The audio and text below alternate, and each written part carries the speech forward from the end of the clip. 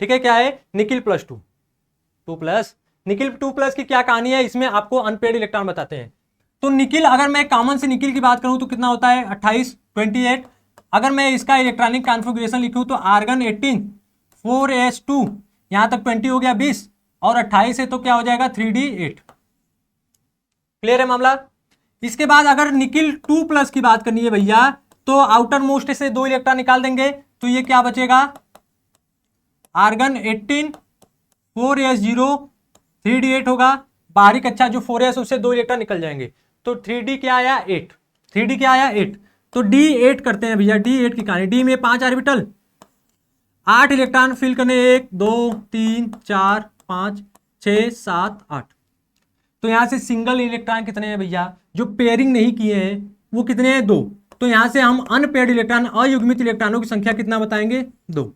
Unpaired इलेक्ट्रॉनों की संख्या कितना बताएंगे, अयुग्मित इलेक्ट्रॉनों की संख्या 2 बताएंगे। ठीक है, और अगर आपको मैग्नेटिक मोमेंट, चुंबकीय आघूर्ण निकालना है तो म्यू बराबर क्या होगा, अंडर रूट n प्लस 2 होता है, बोलिए अंडर रूट n प्लस 2 होता है।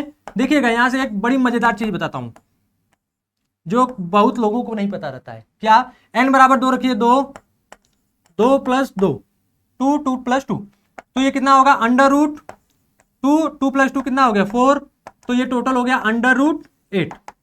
क्लियर है, कितना हो गया अंडर रूट 8, अंडर रूट 8 हो गया क्या, मैग्नेटिक मोमेंट चुंबकीय आघूर्ण। और सब लोग क्या करता है, पहले अनपेयर्ड इलेक्ट्रॉन तो निकालेगा, टाइम तो लेगा, उसके बाद मैग्नेटिक मोमेंट निकालने में भी टाइम ले लेता है। आपको भैया बोर्ड का नहीं देना है ना, आपको इंट्रेंस एग्जाम देना है, तो उसमें आंसर तुरंत आना चाहिए। आंसर क्या है, तुरंत आना चाहिए, उसकी ट्रिक होनी चाहिए, क्योंकि आप इंट्रेंस एग्जाम की तैयारी कर रहे हैं जो आपको केवल बेसिक शिक्षा देगा। कैसे, क्या, सुनिए, रामबाण, खतरनाक रामबाण दे रहा हूं, ध्यान सुनिएगा। अगर आपके अनपेयर्ड इलेक्ट्रॉन n है और इसका मैग्नेटिक मोमेंट चुंबकीय आघूर्ण म्यू है, निकालना है, तो अनपेयर्ड इलेक्ट्रॉन अगर एक है, अनपेयर्ड इलेक्ट्रॉन अगर एक है तो चुंबकीय आघूर्ण मैग्नेटिक मोमेंट की जो वैल्यू होगी 1 पॉइंट समथिंग आएगी, लिख के ले लीजिए, कोई गलत नहीं कर सकता।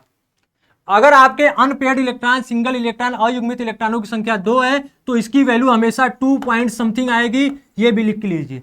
3 है तो 3 पॉइंट समथिंग आएगी, 4 है तो 4 पॉइंट समथिंग आएगी, 5 है तो 5 पॉइंट समथिंग इसका आंसर आएगा। आपको इतना तामझाम करने की जरूरत ही नहीं है। 6 है तो 6 पॉइंट समथिंग आ जाएगा मैग्नेटिक मोमेंट।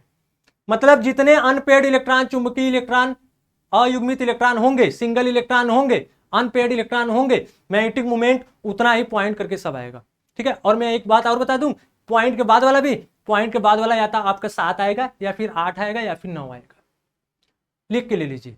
ठीक है, तो अनपेयर्ड इलेक्ट्रॉन आपको पता चल गया, तो मैग्नेटिक मोमेंट, चुंबकीय आघूर्ण निकालने की जरूरत नहीं है भाई, इतना टाइम नहीं है अपने पास, अपने लोग इंट्रेंस एग्जाम की तैयारी कर रहे हैं।